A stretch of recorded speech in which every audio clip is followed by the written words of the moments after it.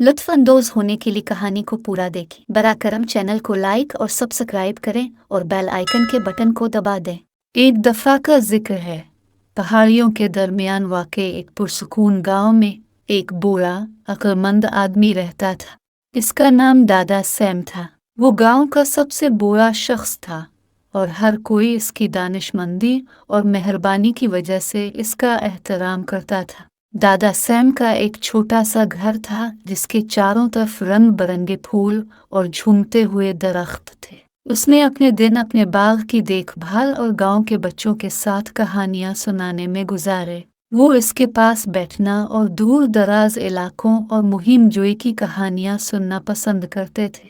एक सुबह टम्मी नाम का एक नौजवान लड़का दादा सैम के पास आया जिसके चेहरे पर हैरानी थी। टम्मी ने पूछा, दादा सैम, आप हमेशा इतने खुश और मुतमईन क्यों नजर आते हैं? दादा सैम ने मुस्कुराकर जवाब दिया, टम्मी, इसकी वजह यह है कि मैंने जिंदगी में सादा चीजों की तारीफ करना सीखा है। फितरत की खूबसूरती, बच्चों की हंसी और दोस्ती की गर्मजोशी मुझे हर रोज खुशी देती है। टम्मी ने सर हिलाया, फिर भी मुतजस्सिस। लेकिन दादा सैम, आपकी तरह अक्लमंद होने का राज क्या है?